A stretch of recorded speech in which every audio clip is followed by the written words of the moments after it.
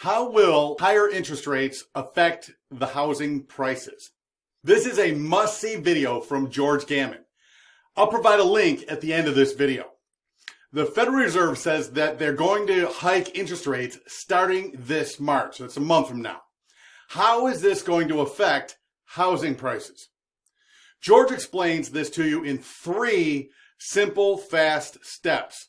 Step number 1, George looks at the historical data and sees what clues we can find from the past that will help us potentially predict the future and what's going to happen to home prices in 2022 and beyond. He starts by looking at a chart going all the way back to 1970, all the way up to today. Home prices are always adjusted for inflation.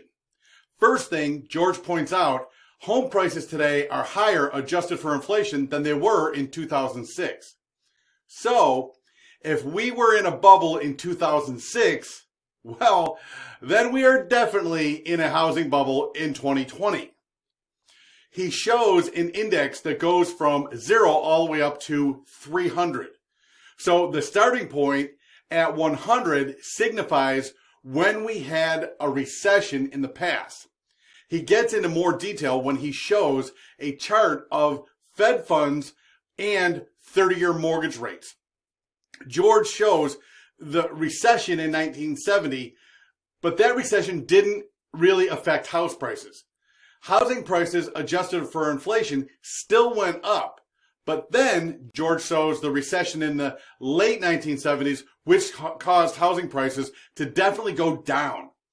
As a reaction in the late 70s, when Fed Chair Paul Volcker jacked interest rates that caused housing prices to go down, then we had another recession in the 1990s, and the U.S., the way the government reacted, caused housing prices to go down. And again in 2000, we had a recession because of the dot-com bubble, but housing prices did not go down. Of course, we all know what happened in 2008, and then again in 2020.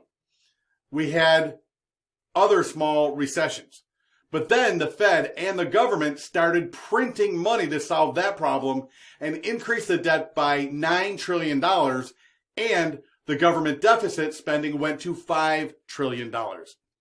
They printed a ton of money to solve the problem. 40% of all U.S. currency in circulation has been printed in the last 12 months. We did not get a recession because of all this money printing, nor did home prices go down. But what we did get was 7.5% inflation. And some economists show inflation closer to 15%. So to watch this whole must-see video, I'm going to provide a link in the comments section so you can just go watch it for yourself. Then leave a comment, let me know what you think is going to happen in 2022.